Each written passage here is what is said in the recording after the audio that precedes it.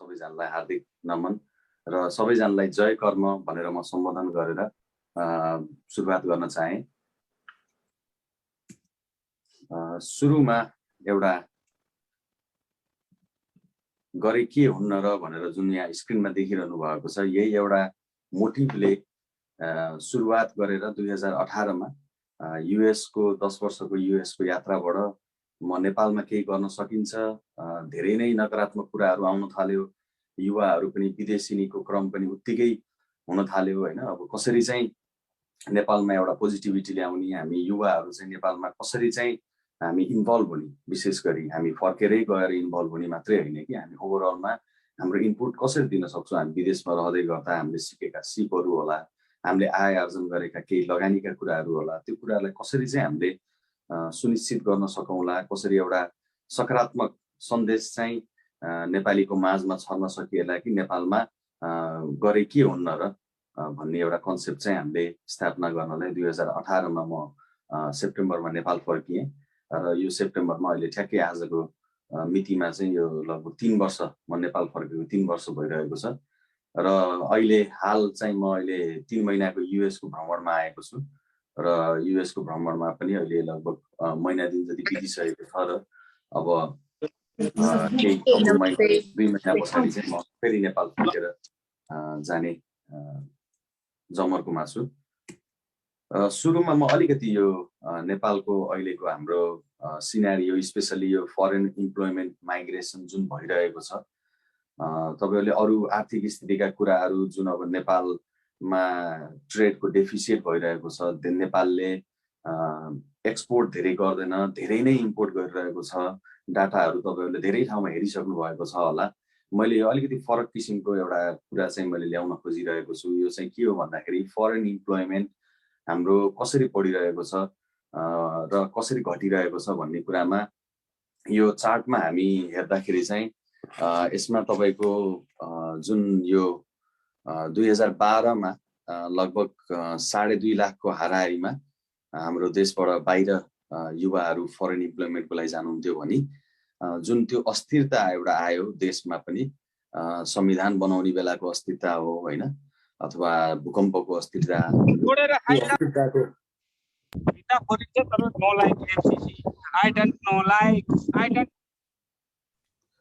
हजुर त्यो जुन पोलिटिकल अनस्टेबिलिटीको कारणले गर्दाखेरि देशमा चाहिँ रोजगारी सिर्जना हुन नसक्ने र आशा धेरै नै कम भएको हुनाले 2012 देखि लगभग 2015 को हाराहारीसम्म चाहिँ नेपालमा पोलिटिकल अनस्टेबिलिटी, संविधान नबनेको अवस्था र जब संविधान बनेर एउटा सकारात्मक सन्देश जान थाल्यो 2017 मा, स्पेसली 2017 मा नयाँ गभर्नमेन्ट फर्मेसन सँगै जुन एउटा सकारात्मक सन्देश गयो कि नेपालमा चाहिँ अब अलिकति स्टेबल गभर्नमेन्ट आइरहेको छ र यसले चाहिँ गर्दा केही इम्प्लोइमेन्ट अपर्च्युनिटी, केही यो उद्यमशीलताको लागि पनि केही वातावरण चाहिँ मिलिरहेको छ भनेर धेरैजना चाहिँ अहिले फर्किने क्रममा हुनुहुन्थ्यो। यो ट्रेन्ड पनि हामीले त्यही नै देख्न सक्छौँ, घट्दै गइरहेको थियो विदेशिनीहरूको सङ्ख्या चाहिँ, जुन चाहिँ 2019 मा एकदम कम भएर आयो। 2 लाख हाराहारीमा चाहिँ 2019 मा आयो भने 2013 मा 4.5 लाखको हाराहारीमा वर्षेनी युवाहरू चाहिँ विदेशी भूमिमा जान पर्ने बाध्य भइरहेको थियो। अब अहिले फेरि 2020 मा आएर हेर्दाखेरि 2021 मा यो रेट चाहिँ एकदम बढेर जाने प्रिडिक्सनहरू आइरहेको छ। यो पहिलाको 2013 भन्दा पनि बढेर जाने रेट आइरहेको छ।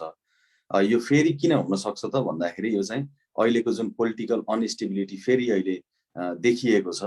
यदि यो निर्वाचनहरू समयमा भएन र यो अनस्टेबिलिटी चाहिँ कन्टिन्यू भइराख्यो भने चाहिँ एउटा लगानीकर्तालाई अथवा एउटा उद्यम गर्नेलाई चाहिँ एकदमै नकारात्मक वातावरण चाहिँ हामीले देख्न सक्छौँ।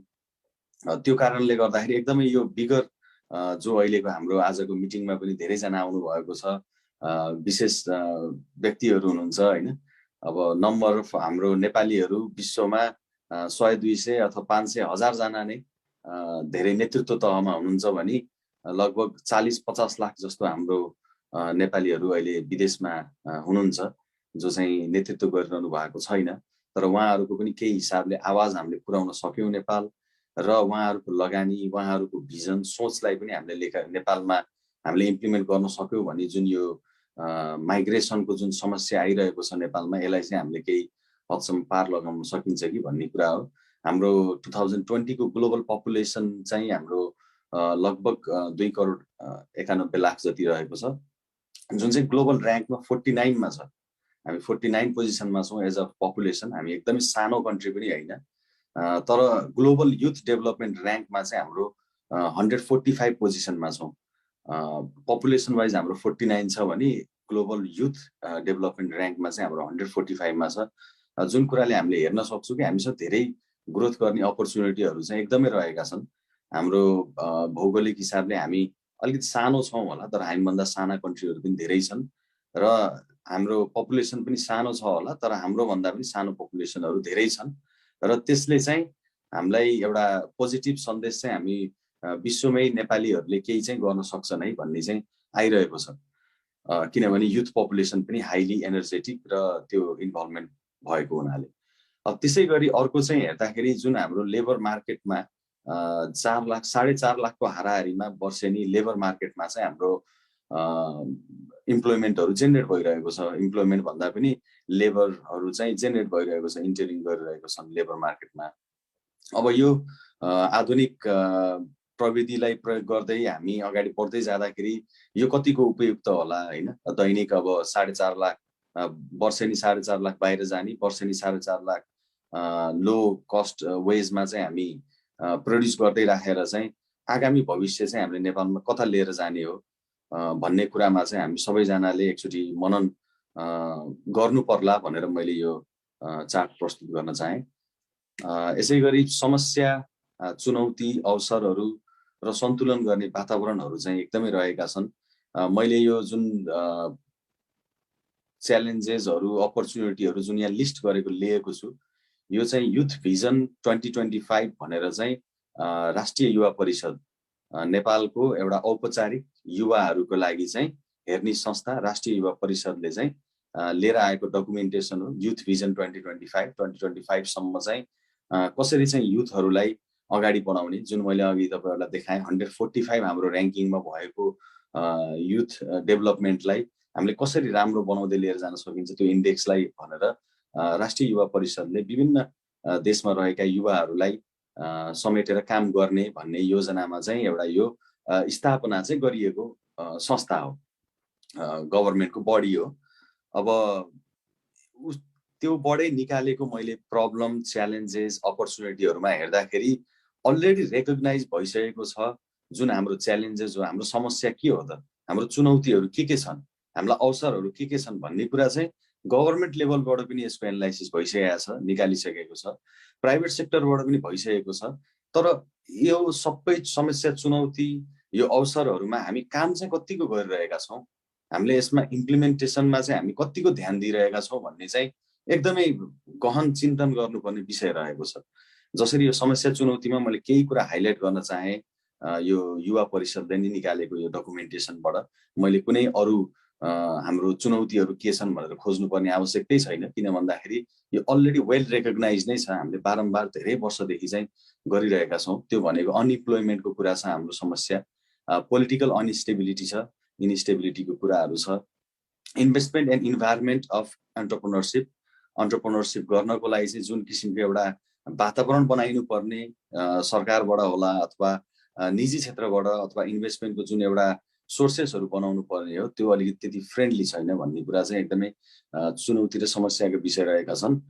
त्यसै गरी अवसरकोमा चाहिँ हामीसँग अब विभिन्न किसिमका सबैजनालाई थाहा छ, मैले यो फेरि रिपिट गर्न चाहेन, हामी एग्रिकल्चरमा, टुरिज्ममा, वाटरमा धेरै कुरामा हामी चाहिँ एकदमै हाइली रिसोर्सफुल छौँ, त्यसलाई हामीले युटिलाइज गर्नुपर्ने छ। तर कसरी त भन्दाखेरि चाहिँ हामीले इन्टरनल इम्प्लोइमेन्ट जो चाहिँ स्किल, एक्सपिरियन्सहरू छन् उनीहरूको चाहिँ हामीले इन्भल्भमेन्ट गराउने, विशेष गरी चाहिँ युवा परिषदले नै यहाँ कोट गरेको छ, receive from the youths involved in greater number in foreign employment and non resident Nepali youth भनेर चाहिँ यो जुन विदेशमा रहेका नेपालीहरू र एनआरएनका युथहरूलाई चाहिँ इन्भल्भ गराएर चाहिँ नेपालमा स्किल र एक्सपिरियन्स, क्यापिटल डेभलपमेन्ट गर्ने, फरेन इन्भेस्टमेन्टहरू डेभलप गर्ने भनेर चाहिँ सरकारले नै लिएर आएको अवधारणामा हामीले चाहिँ अब सबैजना मिलेर यो प्राइभेट सेक्टर स्टार्टअपहरू हुन सक्ने भए, एनआरएनएहरूको विभिन्न देशमा रहेका एनआरएनएहरू हुनुहुन्छ, तपाईँहरू यहीँ हुनुहुन्छ, सबै अध्यक्षहरू हुनुहुन्छ यहीँनिर, तपाईँहरूको आफ्नो संस्थाहरू, त्यसै गरी गभर्मेन्ट, नेपालको गभर्मेन्टको बडीहरूसँग युवा परिषद जस्तै युवा परिषदहरूसँग चाहिँ एउटा सन्तुलन वातावरण बनाएर चाहिँ केही कुरा हामीले नेपालमा ठ्याक्कै यो आइडेन्टिफाइड भएका कुराहरूमा हामीले वर्कआउट गर्न खोज्यौँ। जुन अघि पनि कुरा आयो 10 अर्बको लगानीमा हामीले इम्प्लोइमेन्टहरू, रोजगारीहरू, विभिन्न किसिमका लगानीका कुराहरू गर्दै जाने भन्ने कुराहरू। तर जबसम्म हाम्रो यो पोलिटिकल इन्स्टेबिलिटी र अरू कुराहरू जुन यो एकदमै हाई लेभलका कुराहरू छन्, यी कुराहरू समाधान नहुँदासम्म चाहिँ अलिकति यो लगानीले सही ढङ्गमा परिणाम दिन्छ कि दिन्न भन्ने कुरा चाहिँ एकदमै ध्यान दिनुपर्ने कुरा चाहिँ रहेको छ। र यसै गरी चाहिँ सामाजिक र आर्थिक सन्तुलनको लागि हाम्रो सानो प्रयास, र मेरो परिचय चाहिँ सानो दिन चाहन्छु म। मेरो नाम चाहिँ मनोज पन्थी, सुरुमा हाम्रो चिकित्सकजीले पनि भन्नुभयो। र मैले पछिल्लो 3 वर्षदेखि चाहिँ नेपालमा एन्टरप्रेन्योरसिपको केही कुराहरूमा वर्कआउट गर्न खोजिरहेको छु, जसमध्ये चाहिँ हामीले विभिन्न 10 वटा स्टार्टअपहरू एन्टरप्रेन्योर यो जर्नीमा चाहिँ हामीले 3 वर्षमा सुरु गरिसकेका छौँ। हामीसँग जुटेर काम गर्ने विदेशमा रहेका नेपालीहरू लगभग 30-35 जना हुनुहुन्छ।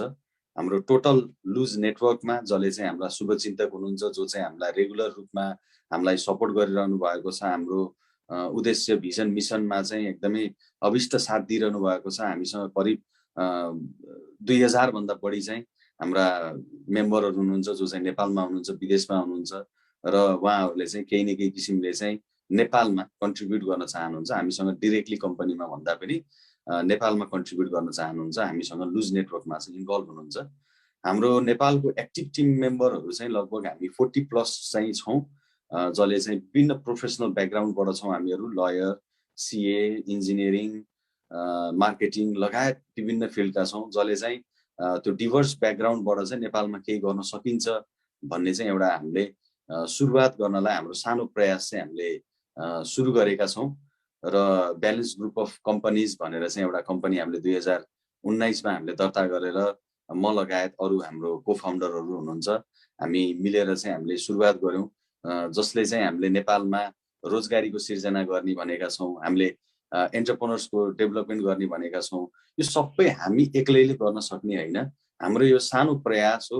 एउटा व्यवस्थित ढङ्गले गर्ने, एउटा प्रोफेसनल वेले गर्ने, एउटा ट्रान्सपेरेन्सी मेन्टेन गरेर गर्ने, एउटा इन्टिग्रिटी मेन्टेन गरेर गर्ने, कसरी चाहिँ गर्न सकिन्छ त त्यसलाई एउटा यो मोडर्न वेमा, यो मोडर्न कम्पिटेटिभ दुनियाँमा चाहिँ हामी कम्पिटिसनमा हामी कसरी चाहिँ नेपालीहरूले प्रड्युस गरिरहेको कम्पनीहरूले चाहिँ एउटा भ्यालु क्रिएट गर्न सक्छ त भनेर हाम्रो सिप नलेज कुराहरूलाई चाहिँ हामीले ट्रान्सफर गरिरहेका छौँ र हामीले सपोर्ट गरिरहेका छौँ। हाम्रो सबैभन्दा ठुलो सुरुवात भनेको चाहिँ गरे के हुन्न र लिड टु चेन्ज नेपाल भनेर चाहिँ एउटा मुभमेन्ट हामीले 2018मा चाहिँ म नेपाल फर्केर जाँदै गर्दाखेरि चाहिँ एउटा सुरुवात गरेको थिएँ। त्यो सुरुवात सँगसँगै त्यसले चाहिँ विभिन्न मिडियामा मैले कामहरू सुरु गरेँ। मिडिया लगत्तै जुन नेपालीहरूको एउटा पोजिटिभनेस भएका नेपालीहरू नेपालमै केही गर्न सकिन्छ, गर्नुपर्छ हामीले भनेर चाहिँ लाइपरिरहनु भएको युवाहरूसँग चाहिँ जुन मेरो भेटघाट भयो र उहाँहरूसँगको सहकार्यमा हामीले संयुक्त यात्रा सुरु गरियो, ब्यालेन्स ग्रुप अफ कम्पनीज भनेर। त्यस पछाडि पनि हामीले विभिन्न तरिकाका पोजिटिभ मेसेज छर्ने, जस्तै कि अब सङ्कटका बेलामा अब हामीले गएर सडकमै भोजन सेवा गर्ने हो कि होइन, अथवा हामीले कुनै नेपालको एउटा ट्यालेन्टहरूलाई एउटा international platform, America's got talent जस्तो इन्टरनेसनल प्लेटफर्ममा चाहिँ हामीले रिप्रेजेन्ट गरेर लिएर गएर नेपालको ट्यालेन्टलाई पनि एउटा विदेशी भूमिमा पनि होइन, विदेशी एउटा प्लेटफर्ममा पनि नेपाली ट्यालेन्टहरूले चाहिँ नेपालको नामलाई अलिकति अगाडि बढाउन सक्छन् है भन्ने तरिकाको हामीले मेसेज दिनलाई एउटा पोजिटिभनेस छर्नको लागि पनि हामीले कामहरू गरियो। र 2019मा चाहिँ हामीले 5 टाइम्स वर्ल्ड रेकर्ड होल्डरलाई हामीले अमेरिकाज गट ट्यालेन्टमा पनि स्टेजमा लिएर पनि गएका थियौँ। हाम्रो त्यो प्रयास धेरै अगाडि त बढेन, तर हाम्रो प्रयास चाहिँ अझै पनि जारी नै छ। केही किसिमले नेपालमा भएका ट्यालेन्टहरूलाई चाहिँ हामीले कसरी चाहिँ उजागर गर्न सक्छौँ, कसरी चाहिँ उनीहरूलाई एउटा प्लेटफर्म दिन सक्छौँ भनेर हामी निरन्तर रूपमा त्यसमा पनि कामहरू चाहिँ गर्दै आइरहने रहेका छौँ। त्यसै गरी ब्यालेन्स ग्रुप अफ कम्पनीज भनेर जुन मैले बारम्बार भनिरहेको छु, यो ब्यालेन्स ग्रुप अफ कम्पनीज भनेको चाहिँ एउटा सन्तुलन, जुन अघिको कुरा गरियो, सन्तुलन ल्याउने कसरी त भन्दाखेरि चाहिँ एउटा सन्तुलित धारणा भएका, सन्तुलित सोच भएका, तर एउटा बिग भिजन मिसन लिएर हिँडेका हामी यो जुन टिम छ, यो टिमले चाहिँ हामीले लङ टर्म एउटा कम्पनी इस्टाब्लिस गर्न खोजिरहेका छौँ, जसले चाहिँ सिम्पल भाषामा भन्नु पर्दाखेरि वाट इज ब्यालेन्स ग्रुप भनेर भन्दाखेरि चाहिँ यो की टु सक्सेस एन्ड ह्याप्पिनेस। हामीसँग आबद्ध भएर जुन किसिमको हामीले परामर्श दिने कुराहरू होला अथवा उद्यमशीलता विकास केन्द्रमा हामीसँग जोडेर यदि कुनै हामी उद्यम गर्छौँ भने त्यो कुराहरू होला, यो सम्पूर्ण कुराहरूमा चाहिँ हाम्रो उद्देश्य भनेकै जहिले पनि सक्सेस र ह्याप्पिनेस चाहिँ कसरी दिने, त्यो कुरामा चाहिँ हामी मेजरली फोकस गरेर चाहिँ कामहरू अगाडि बढाउने गर्छौँ। र त्यसमध्येको हाम्रो ब्यालेन्स ग्रुपको मेन बिजनेस मोडल भनेको एउटा चाहिँ हामीले परामर्शको सेवाहरू दिइरहेका छौँ, जुन विषयमा म अहिले अगाडि भन्नेछु।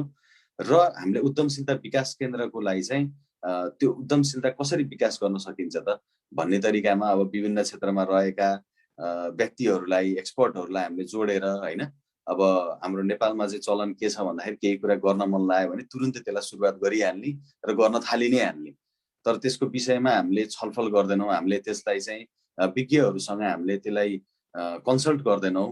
र जुन आजको यो सेसन पनि रहेको छ, अवसरका कुराहरू गर्दै गर्दाखेरि चुनौतीका कुराहरू र त्यसलाई चाहिँ कसरी म्यानेज गर्ने र कसैले पनि केही कम्पनी कुनैले पनि केही कुराहरू हामी गर्छौँ भनेर भन्दै गर्दाखेरि उसको इन्टिग्रिटी के त, उसको जेन्युननेस के त, होइन, कसरी चाहिँ उसले गर्छ त, ट्रान्सपेरेन्सी कसरी मेन्टेन गर्ने। र त्यो फन्डिङ चाहिँ अघि पनि कुरा आयो, जुन फन्डिङ चाहिँ पहिला पनि नउठाएको होइन, उठाएको हो, तर त्यसको सही सदुपयोग भयो कि भएन त, होइन, त्यसलाई चाहिँ अब नेपालमा गरिखाने बाँडो बनाएर हिँडिरहेको छन् कि साँच्चीकै नै त्यसलाई चाहिँ उद्यमशीलताको विकास गर्नमा, उद्योग विकास गर्नमा चाहिँ लगाइरहेको छन् भन्ने कुरा चाहिँ एकदमै महत्त्वपूर्ण रहन्छ। र त्यही कुरालाई चाहिँ हामीले कसरी चाहिँ पारदर्शी ढङ्गमा चाहिँ हामीले सेवाहरू दिन सक्छौँ भनेर चाहिँ हामी अगाडि आइरहेका छौँ। र हाम्रो वान अफ द बिजनेस सँगसँगै हाम्रो वान अफ द कम्पनीको उद्देश्य नै रिटर्नीहरूलाई हेल्प गर्ने हो, जसले गर्दाखेरि मैले सुरुमै पनि भने जुन हामीले उद्देश्यले कम्पनी सुरुवात गरेका थियौँ, यो सुरुवात भनेकै नेपालको यो कोर प्रब्लम समस्यालाई चाहिँ समाधान गर्नलाई हो, जुन भनेको विदेशमा रहेका नेपालीहरू फर्केर आउने वातावरण भइरहेको छैन, फर्केर आउँदाखेरि काम गर्ने वातावरण भइरहेको छैन, त्यसलाई चाहिँ कसरी राम्रो गर्न सकिन्छ भनेर चाहिँ हामीले रिटर्नी हेल्प डेस्कको पनि सुरुवात चाहिँ गरेका छौँ। अब यसमा चाहिँ हाम्रो e commerce platform order now, order गरे भइहाल्यो नि विषयमा चाहिँ म सानो केही कुराहरू राख्न चाहेँ। हामीले चाहिँ यो लकडाउनको चौथो दिनबाट चाहिँ सुरु गरेका थियौँ। नेपालमा जुन लकडाउन भयो 2077 साल चैत्रको 15 गते हामीले यो अर्डर नाउ, अर्डर गरे भइहाल्यो नि हामीले सुरु गऱ्यौँ। त्यो बेला चाहिँ हामीले सबैभन्दा सस्तो नाम राखेर चाहिँ सुरु गऱ्यौँ। त्यसमा चाहिँ हाम्रो उद्देश्य भनेको चाहिँ कन्ज्युमर माझ हामीले सबैभन्दा सस्तो चाहिँ प्रडक्टहरू पुर्याउन खोज्ने चाहिँ हाम्रो उद्देश्यले हामीले सुरुवात गऱ्यौँ। र त्यसैलाई चाहिँ विकसित गर्दै गर्दै अहिले चाहिँ हामीले अर्डर नाउ, अर्डर गरे भइहाल्यो नि भन्ने नाममा चाहिँ हामीले अगाडि बढिरहेका छौँ। हाम्रो मुख्य उद्देश्य भनेको चाहिँ नेपाली प्रडक्टहरू, जुन नेपालमा उत्पादन भइरहेका प्रडक्टहरू छन्, उत्पादन नभएका प्रडक्टलाई उत्पादन गर्न थाल्ने र उत्पादन भएका प्रडक्टलाई चाहिँ नेपालमै मार्केट र इन्टरनेसनल मार्केटमा चाहिँ हामीले कसरी लिएर जान सक्छौँ भन्ने चाहिँ हाम्रो उद्देश्यले हामी काम गरिरहेका छौँ। र हामी चाहिँ नेपालको पहिलो सब्सक्रिप्सन बेस्ड इ कमर्स चाहिँ हो, जसमा चाहिँ हामीले अर्डर नाउ घर सेवा भनेर चाहिँ सुरु गरेका छौँ। यसमा देश विदेशमा रहेका अथवा नेपालमै रहेकाहरूले पनि साइन अप गर्न सक्नुहुनेछ, जसमा चाहिँ अहिले हामीले काठमाडौँ एरियामा मात्रै सेवा दिइरहेका छौँ। यो चाहिँ हाम्रो फ्रीमा हामीले घरमा डेलिभरीहरू गरिदिने, 500 रुपियाँ भन्दा माथिको अर्डरहरू फ्रीमा डेलिभरी गरिदिने लगायत क्वालिटी, प्राइसको म्याच ग्यारेन्टीदेखि लिएर हामीले विभिन्न तरिकाले चाहिँ एउटा सेवा उन्मुख तरिकाले हामीले यो अर्डर नाउ सुरु गरेका छौँ। र यसले राम्रै पनि लिइरहेको छ, अहिलेको हाम्रो मार्केटमा एकदमै राम्रो पोजिटिभ सन्देश पनि यसले छरिरहेको छ र धेरै यो साना उद्यमीहरूलाई पनि यसले सहयोग गरिरहेको भनेर चाहिँ हामीले अहिले कामहरू पनि अगाडि बढाइरहेका छौँ। त्यसै गरेर अर्को हाम्रो अहिले सुरुवात हामीले पछिल्लो समय गरेको भनेको चाहिँ एउटा एग्रिकल्चरमा हामीले पब्लिक लिमिटेड कन्सेप्टमा चाहिँ हामी अगाडि बढिरहेका छौँ। र यसमा चाहिँ 50 जना भन्दा बढी सेयर सदस्य रहेर हामीले भर्खरै केही महिना अगाडि चाहिँ कम्पनी दर्ता गरेर आइसकेको छ र अहिले चाहिँ हामी बिजनेस प्लान बनाएर यसको चाहिँ अब हामीले कुन कुन मोडालिटीमा चाहिँ हामी अगाडि बढ्दै जाने, सुरुवात कहाँबाट गर्ने, किनभने यसको उद्देश्य चाहिँ एकदमै अब जनताद्वारा जनताको लागि आत्मनिर्भर नेपालको लागि भनेपछि उद्देश्यहरू चाहिँ यसको एकदमै धेरै कुराहरू छन्। हामीले अब नेपाललाई चाहिँ कसरी खाद्यान्नमा आत्मनिर्भर गर्न सकिन्छ भनेर हामी अगाडि बढिरहेका छौँ। हामी जस्तै यही जनता कृषि लिमिटेड भने जस्तै धेरै लिमिटेड कम्पनीहरू चाहिँ नेपालमा आवश्यकता छ, किनभने नेपाल चाहिँ एग्रिकल्चरको खानी हो। हामीले त्यसको अहिलेसम्म हामीले सही तरिकाले सदुपयोग गर्न थालेका छैनौँ र त्यसको सुरुवात चाहिँ हामीले हाम्रो तर्फबाट चाहिँ जनता कृषि लिमिटेड भनेर गर्न खोजिरहेका छौँ अहिले। त्यसै गरी अर्को चाहिँ हाम्रो ब्यालेन्स रिटर्न हेल्प डेस्क भनेर हामीले यही वैशाख 1 गतेदेखि चाहिँ 2078 साल वैशाख 1 गतेदेखि हामीले सुरुवातमा लिएर आयौँ र यसको मिसन भनेकै हामीले नेपालीहरू जो विदेशमा हुनुहुन्छ अथवा विदेशबाट फर्किसक्नु भएको छ, विदेशबाट फर्किने क्रममा हुनुहुन्छ, सोचमा हुनुहुन्छ र के गर्ने, कसरी गर्ने, मैले दर्ता कसरी गर्ने होला मेरो कम्पनी, म विदेशमै हुँदा दर्ता गर्न मिल्छ कि मिल्दैन होला देखि लिएर धेरै कुराहरू क्वेसनेबल हुन्छ। त्यो क्वेसनका कुराहरू चाहिँ हामीले फ्रीमा अनलाइनबाट र फोनबाट चाहिँ हामीले सल्भ गर्नलाई चाहिँ हामीले कोसिसमा चाहिँ हामी यो ब्यालेन्स रिटर्न हेल्प डेस्क चाहिँ हामीले सुरुवात गरेका छौँ। मैले प्रेजेन्टेसनलाई अलिकति छोटो गर्न चाहेँ, म यो प्रेजेन्टेसन सेयर पनि गर्नेछु र हाम्रो टिम विकलजी लगायत हाम्रो यो संयोजक टिमबाट चाहिँ हाम्रो यो प्रेजेन्टेसन पनि तपाईँहरूलाई यदि चाहिन्छ भने चाहिँ ट्रान्सफर गरिदिनु हुनेछ। त्यसै गरी चाहिँ ब्यालेन्स कोर्पोरेट सल्युसन भनेर हामीले एउटै सल्युसन हाउसभित्र चाहिँ मल्टिपल बिजनेस कन्सल्टिङ चाहिने सर्भिसेसहरू चाहिँ हामीले दिनलाई हामी अगाडि बढिरहेका छौँ, दिइरहेका छौँ र हामीले चाहिँ पहिलो पटक नेपालमा अपनाइएको यो वर्क स्ट्याटस हामीले केही किसिमको काम दियो भने चाहिँ त्यो कामको के छ त समय अवधि मेरो पुगेको पुगेन, मेरो भयो कि भएन, काम कति प्रोग्रेस गरिरहेको छ भन्ने स्ट्याटस चाहिँ हामीले अनलाइन दिने किसिमले चाहिँ हामीले यो कोर्पोरेट सल्युसन भनेर लिएर आएका छौँ र यो चाहिँ नेपालमा पहिलो पटक प्रयोग भइरहेको छ, किनकि पारदर्शिता भनेको नेपालमा एकदमै कम छ र त्यो पारदर्शिता चाहिँ हुनुपर्छ। हामीले चाहिँ प्रोजेक्टहरू कसैको गरिरहेको छौँ भने त्यसमा के कस्तो कहाँनिर पुग्यो भन्ने स्ट्याटस चाहिँ हामीले अनलाइनै दिन सक्ने हुनुपर्छ र लाइभ अपडेट हुनुपर्छ भनेर चाहिँ हामीले यो सेवा चाहिँ हामीले लिएर आएका छौँ र यसमा चाहिँ विभिन्न किसिमका हामीलाई एउटा कम्पनीमा चाहिने रन गर्ने, सुरुवात गर्नेदेखि लिएर रन गरिराख्ने किसिमका सल्युसनहरू चाहिँ यसमा रहेका छन्। त्यसै गरी यो भर्खरै हामीले ब्यालेन्स ए टु जेड भनेर ब्यालेन्स एमआइएस हामीले लन्च गरेका छौँ। यो ब्यालेन्स एमआइएस मार्फत चाहिँ एउटै ठाउँमा रहेर जुन हाम्रो काम, प्रोजेक्ट, पिपुल, हाम्रो सेयर होल्डर, टिम मेम्बरदेखि लिएर जुन सबै हाम्रो म्यानेज गर्न हामीलाई एउटा गाह्रो भइरहेको हुन्छ एउटा प्रोजेक्टमा, एउटा कम्पनीमा, त्यो सबै कुरा चाहिँ म्यानेज गर्न एउटा सहज वातावरण चाहिँ हाम्रो यो ब्यालेन्स ए टु जेडले लिएर आएको छ नेपाली मार्केटमा, नेपालमै बनेको। रिसेन्टली मात्रै हामीले यो लन्च गरेका छौँ र एकदम पोजिटिभ फिडब्याक पनि आइरहेको छ। अब हामीसँग कसरी जुड्न सक्नुहुन्छ भन्ने कुरामा चाहिँ अब तपाईँहरू एज अ सपोर्टर भएर हामीसँग जुड्न सक्नुहुन्छ, हामीसँग एज अ पार्टनर भएर हामीसँग जुड्न सक्नुहुन्छ, अथवा हामीसँग लिडर भएर हामीसँग सहयात्रामा हामीसँग साथमा रहेर हामीसँग जुड्न सक्नुहुन्छ। यो कुराहरूमा अब यदि तपाईँहरूलाई इन्ट्रेस्ट छ भने चाहिँ कृपया सम्पर्क गर्नुहोला। र क्लोजिङ रिमार्क्समा चाहिँ जुन मैले सुरुवातमा भने जुन हाम्रो नेपालको एकदमै ठुलो समस्या रहेको छ, ब्रेन ड्रेनको समस्या रहेको छ, जुन हामी बाहिर विदेशमा रहेका नेपालीहरूले बारम्बार यो आजको ओमानको हाम्रो भेटघाट पनि भनेको नेपालमा हामीले के गर्ने भनेर जुन किसिमले हामी नेपालीहरू विदेशमा रहेका नेपालीहरूले दैनिक रूपमा सोचेर, दैनिक रूपमा हामी श्रम गर्दै गरिरहेकाहरूले दैनिक सोचेर हामी जुन किसिमको चिन्तन मनन गर्छौँ त्यो लेभलमा चाहिँ नेपालको लिडरसिप चाहिँ मैले पछिल्लो 3 वर्षमा अलिकति फितलो पाएको छु र त्यसमा चाहिँ सबैभन्दा हाम्रो आवाजलाई पुर्याउने भनेको एनआरएनए भएको हुनाले अहिले एनआरएनए को हाम्रो मेम्बरहरू पनि उपस्थित हुनुहुन्छ, हाम्रो अनरेबल राजदूत पनि यही उपस्थित हुनुहुन्छ र मैले मेरो प्रस्ताव चाहिँ, मेरो सोचाइ चाहिँ मैले राख्न चाहेको कुरा चाहिँ जसले गर्दा समाधानकोतिर चाहिँ हामी अगाडि बढ्नेछौँ। त्योमा दुईटा कुरा छ। एउटा चाहिँ राइट टु भोट, हामी विदेशमा भएकाले पनि जुन पनि देशमा यो लागू भइरहेको कुरा हो, अहिले विदेशमा भइरहेका नेपालीहरू जो नेपाली नागरिकहरू हुनुहुन्छ उहाँहरूले चाहिँ नेपालमा प्रत्यक्ष पार्टिसिपेट भएर स्पेसली अब आउन लागेको निर्वाचनमा यदि विदेशमा भएका नेपालीहरू पनि पार्टिसिपेट हुन पाउनुभयो भने चाहिँ यो रेमिटेन्स पठाउने मात्रै होइन कि हामीले चाहिँ केही किसिमका नेतृत्वदायी कुरामा पनि परिवर्तन ल्याउन सक्छौँ भन्ने कुरालाई पनि अलिकति यसले चाहिँ सपोर्ट गर्न सक्थ्यो र परिवर्तनलाई पनि यसले अलिकति स्थायी गर्न सक्थ्यो र विदेशमा भएर पनि फर्केर जाने एउटा वातावरण बनाउन सक्थ्यो भन्ने कुरा हो। त्यसै गरी अर्को चाहिँ डुअल सिटिजनसिपको कुरा छ। हामीले जहिले पनि बारम्बार कुराकानी गर्छौँ, फाइनेन्सियलका कुराहरू गर्छौँ। अहिले पनि देशमा फाइनेन्सियलका कुराहरू आइरहेको छ। हामीलाई लगानी चाहिन्छ धेरै, अरू देशहरूदेखि हामी धेरै लगानीहरू आश गरिरहेका हुन्छौँ भने हाम्रै देशका नागरिकहरू जो चाहिँ बाहिर अब विभिन्न कारणले गर्दाखेरि अरू देशमा गएर नागरिकता लिएर बसिरहेका छन्, उनीहरूलाई लगानी गर्ने अवसर चाहिँ हामीले अझैसम्म पनि हामीले सुनिश्चित गर्न सकेका छैनौँ र डुअल सिटिजनसिपको चाहिँ एकदमै सम्भावना एकदमै राम्रो छ नेपालमा। हामीले डुअल सिटिजनसिप गरेको खण्डमा विदेशमा रहेकाहरूले लगानी गर्ने, आफ्ना एन्सेस्टरदेखि रहेका परापूर्व कालदेखि रहेका आफ्नो प्रपर्टीहरूमा कन्टिन्युएसन गरिराख्न सक्ने एउटा वातावरण पनि बन्न सक्छ। र यो दुईटा क्लोजिङ रिमार्क्स सजेसन सँगसँगै म आजको यो मिटिङमा यो कार्यक्रममा चाहिँ मलाई समय दिनुभएकोमा र मैले अलिकति समय बढी पनि लिएँ, सरी, एकदमै म क्षमाप्रार्थी छु यो प्रति।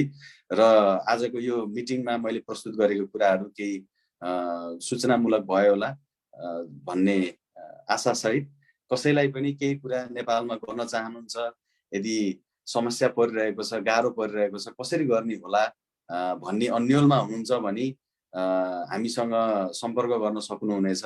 म मात्रै होइन, म लगायत, म भन्दै गर्दा म लगायत यहाँ धेरैजना टिम मेम्बरहरू हुनुहुन्छ। हाम्रो प्रज्वलजी हुनुहुन्छ, परिवेशजी हुनुहुन्छ, रोशनजी हुनुहुन्छ, पूजा, खिम, हाम्रो धेरैजना चाहिँ बद्री, विजय, होइन, अब धेरैजना चाहिँ हाम्रो टिम मेम्बरहरू हुनुहुन्छ जो चाहिँ एक्टिभली नेपालमा चाहिँ केही चेन्ज गर्नुपर्छ।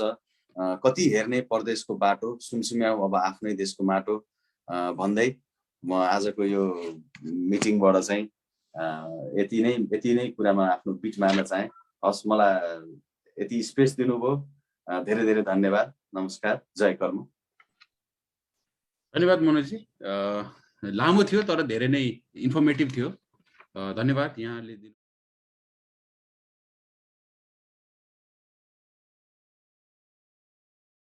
त्यस्तै गरेर विभिन्न अब प्रेजेन्टरहरू मनोजीले साह्रै राम्रो किसिमले चाहिँ डाटा सहित उहाँले चाहिँ एउटा राम्रो प्रेजेन्टेसन दिनुभयो। त्यो प्रेजेन्टेसनले चाहिँ मलाई एकदमै कस्तो भनेदेखि एउटा म सुनिराख्दाखेरि मलाई उहाँको हरेक कुरा मैले सुनिरहेको थिएँ। I was following every steps, होइन। त्यो गर्दाखेरि चाहिँ मलाई एकदमै खुसी पनि लाग्यो।